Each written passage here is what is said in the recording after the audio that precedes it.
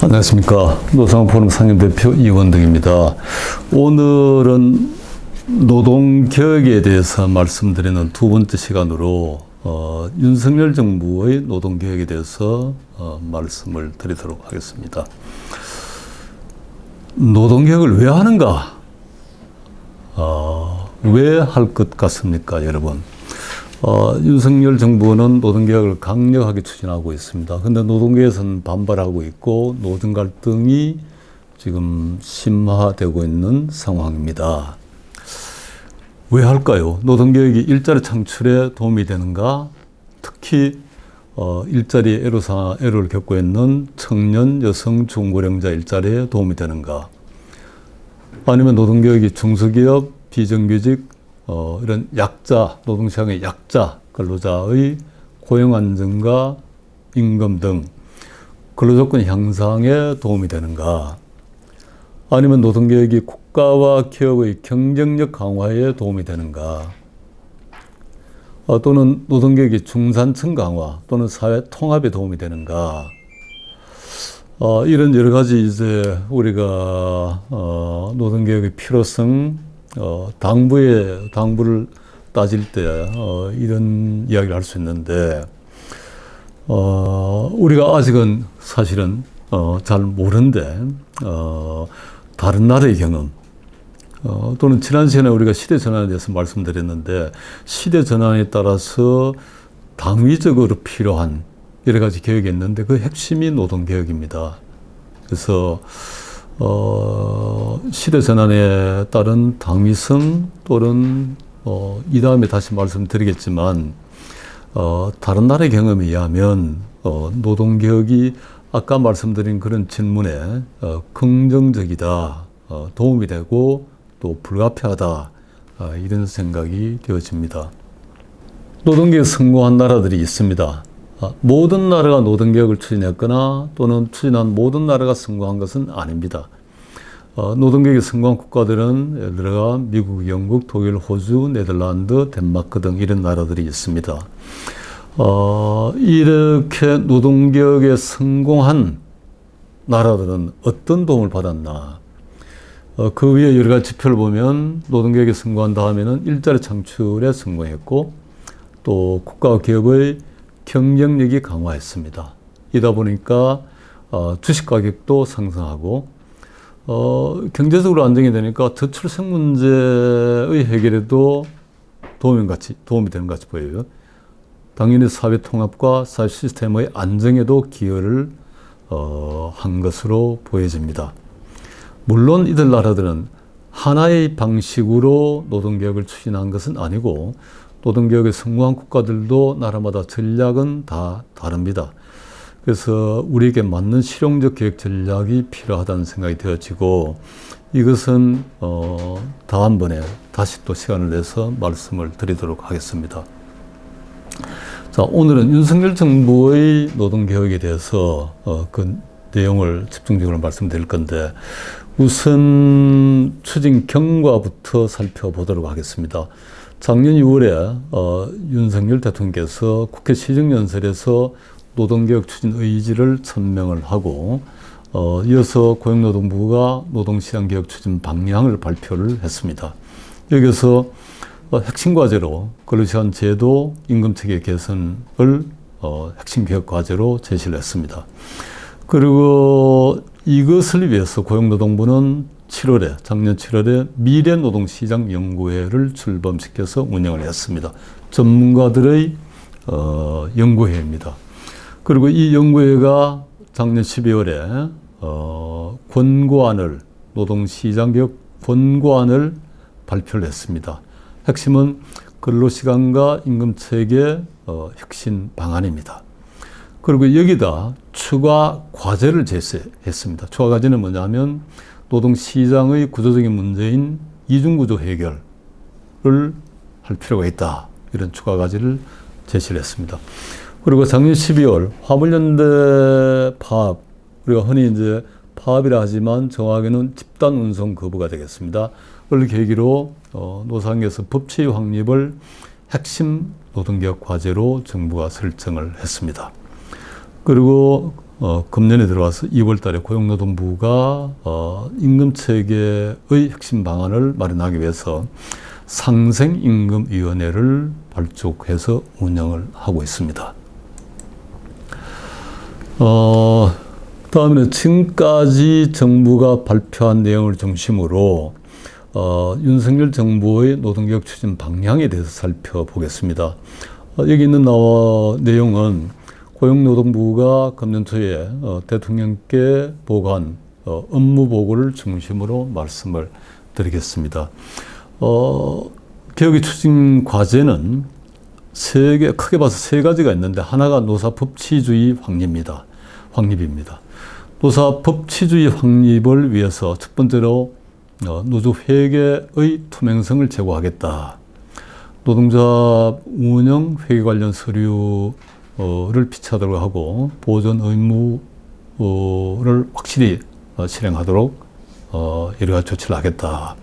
또 노동조합 회계감사원의 독립성과 전문성을 확보하겠다.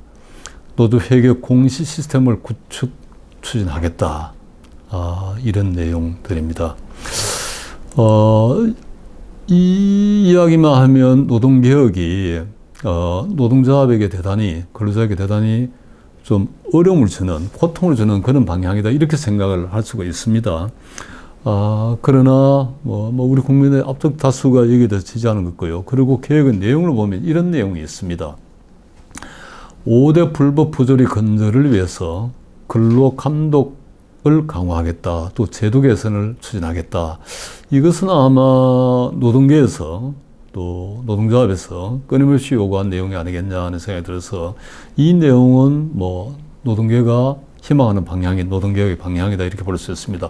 5대 불법 부조리라는 것은 포괄임금 오남용, 그 다음에 임금체불, 부당노동행위, 또 불공정 채용, 직장 내 괴롭힘, 이런 5가지 우리 근로 현장의 불법과 부조리를 근절하기 위해서 근로감독을 강화하고 제도 개선을 추진하겠다, 이렇게 정부가 밝히고 있습니다.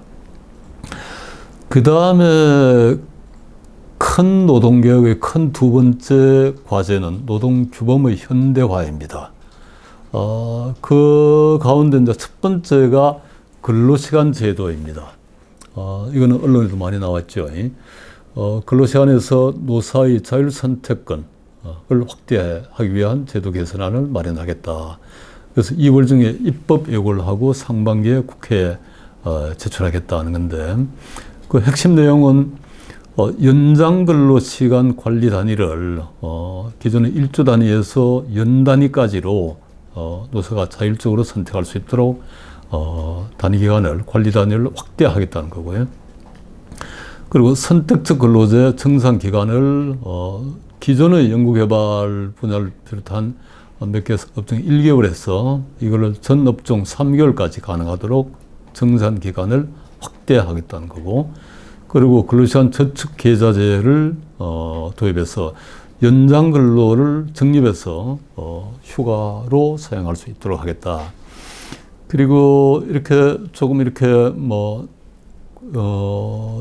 근로시간 제도를 유연하게 되면 자칫 장시간 근로가 일어나서 근로자의 건강권을 훼손할 수 있기 때문에 11시간 연속 휴식 보장제를 도입해서 근로자 건강보호를 도모하도록 하겠다.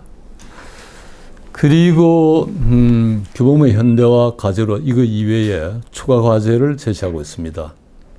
그 하나가 파견제도 선진화입니다. 여기에 검토하고 있는 방향은 동일가치 노동, 동일임금 원칙을 구현하겠다. 파견 근로자이지만 동일가치 노동을 하면 동일한 임금이 반드시 지급되도록 하겠다. 또 파견과 도급 기준을 법제화하고 파견 대상을 확대하는 것도 검토하겠다는 겁니다. 그리고 근로자 대표 제도가 지금 필요하지만 제대로 시행이 되고 있지 않는데, 이 법적 근거를 명확하게 하겠다, 이런 것이고요. 그리고 노사 대등성 확보를 위해서 노조 설립, 단체 교섭, 대책을로 등과 관련된 개편을 검토를 하겠다. 그리고 이러한 것들을 경제사회노동위원회에 연구를 만들어서 운영을 해서 정부안은 6월까지 마련하고 8월까지는 법안을 제출하겠다. 이런 계획을 밝히고 있습니다. 그 다음에 세 번째 과제는 노동시장 이중구조 개선입니다. 그 가운데 핵심은 상생형 임금체계 개편입니다. 아까 말씀드렸듯이 금년 2월에 상생임금위원회가 출범을 했습니다. 임금 격차 실태 조사를 하고 그 실태를 공표하고 또 정책을 공고하는 이런 역할을 하도록 하고요. 또 이 위원회에서 직무 성과 중심 임금체계 개편 기업에 대해서 세제라든지 여러 가지 정부의 각종 인센티브를 지원하는, 우선 지원하는 방안을 또 마련하겠다. 또 임금체계 개편 컨설팅도 확대할 방향입니다.